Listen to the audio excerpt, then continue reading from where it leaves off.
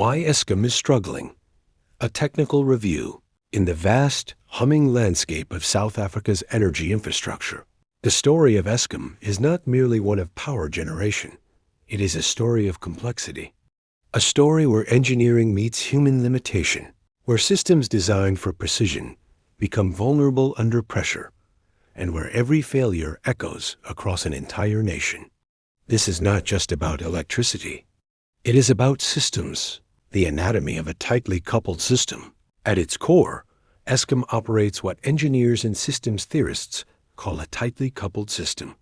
In such systems, everything is connected deeply, functionally, and often unforgivingly. Power plants, transmission lines, substations, operators, and decision-makers are all interwoven. A disruption in one corner does not stay isolated. It propagates rapidly, often uncontrollably. Unlike loosely coupled systems, there is little room for delay, substitution, or flexibility. Processes must occur in strict sequence. Buffers exist, but only just enough. This is the paradox of modern industrial design. The more efficient and optimized a system becomes, the less tolerant it is to failure. In Eskom's case, the grid is not just tightly coupled, it is also intractable. With roughly 30 major power stations supplying millions of users across vast distances, the system operates at near maximum capacity. There is little slack, no breathing room. And in such an environment, even a minor fault can escalate into national load shedding. When one failure becomes many, imagine a single coal-fired power plant tripping unexpectedly. In a loosely coupled system, the impact might be absorbed, redirected, or delayed. But in Eskom's grid, the consequences are immediate. The load shifts abruptly to other stations already operating at high capacity. Transmission lines become strained. Protective systems activate. Within moments, what began as a localized issue cascades into a regional or national crisis. This is the defining characteristic of tight coupling. Failures do not stay contained. Compounding, this is the nature of Eskom's energy mix. Nearly 90% of generation relies on coal and nuclear power technologies that are inherently complex, maintenance-heavy, and dependent on continuous human oversight. These are not flexible systems. They require precision, coordination, and constant intervention. And with that comes cost billions of rands annually in operational and labor expenses. Distance, infrastructure, and fragility. South Africa's geography adds another layer of complexity. Power plants are often located far from the centers of consumption, necessitating long-distance transmission. Electricity must travel hundreds of kilometers through high-voltage lines, supported by transformers that step voltage up and down to ensure efficiency and safety. These transformers are the silent backbone of the grid, massive, expensive, and critically important.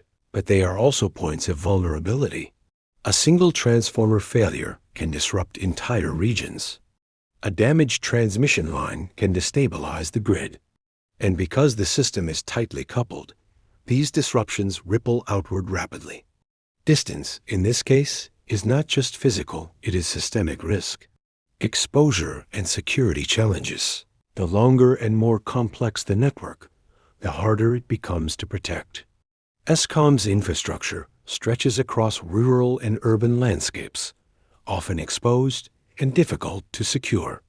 This has made it a target for criminal activity, cable theft, vandalism, and illegal connections. Each stolen cable is not just a financial loss, it is a break in the system's integrity.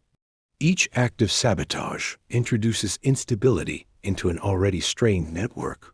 And again, because of tight coupling, the effects are rarely isolated. Human and organizational factors. No system exists without people. And in Eskom's case, human and organizational factors have played a significant role in its struggles. Reports from bodies such as the Zondo Commission and the Public Protector have highlighted issues of mismanagement, corruption, and governance failures. In a tightly coupled system, poor decision-making is amplified. Delayed maintenance, misallocation of resources, or flawed policies do not remain administrative problems, they become operational risks. The system reflects the organization that runs it. Rethinking the grid, from tight to loose coupling. If Eskom's current challenges are rooted in tight coupling, then the solution lies in rethinking the architecture itself. A loosely coupled system offers a different philosophy, one of modularity, flexibility, and containment. Instead of a single, highly interdependent national grid, the system could be divided into smaller, semi-autonomous regional or municipal grids. In such a model, failures are localized, not national. Districts can manage their own supply and demand. Accountability becomes clearer and more enforceable. Financial oversight is simplified, reducing opportunities for systemic corruption. If a fault occurs in one region, say, in Cape Town, it would not necessarily cascade across the entire country. The rest of the grid could continue operating independently. However, restructuring must go beyond physical infrastructure. It must also address market structure. The current monopoly held by Eskom limits competition, innovation, and resilience. Opening the market to South African independent power producers, IPPs, would introduce diversity in ownership, generation, and operational models. Independent producers can supply power at regional or municipal levels, reducing dependence on a single entity. Competition encourages efficiency, innovation, and better governance. It also distributes risk, ensuring that failure within one operator does not destabilize the entire system. This is not just an engineering solution, it is a structural and economic reform. The role of diverse energy systems, coupled with decentralization, is the need for diversification. Renewable energy sources, solar, wind, and small-scale distributed systems introduce flexibility that traditional coal and nuclear plants cannot offer. They can be built closer to where energy is consumed, reducing transmission distances and infrastructure costs.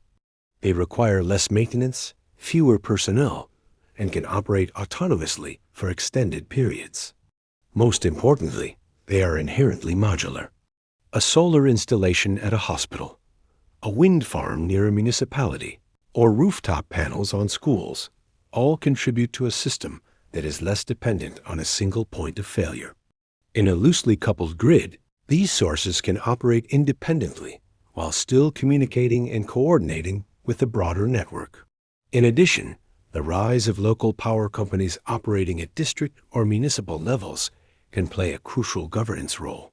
By decentralizing control and financial management, the risks of systematic and institutional corruption, historically associated with large centralized entities, can be significantly reduced. Oversight becomes more transparent, and accountability is easier to enforce at smaller scales.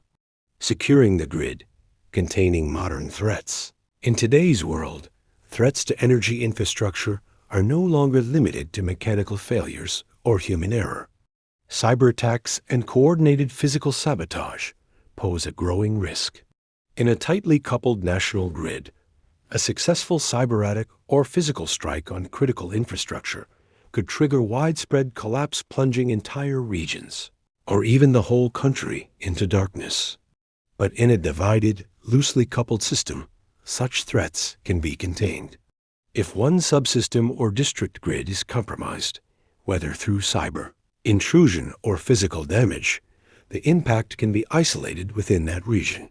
Other districts continue operating independently, preserving national stability.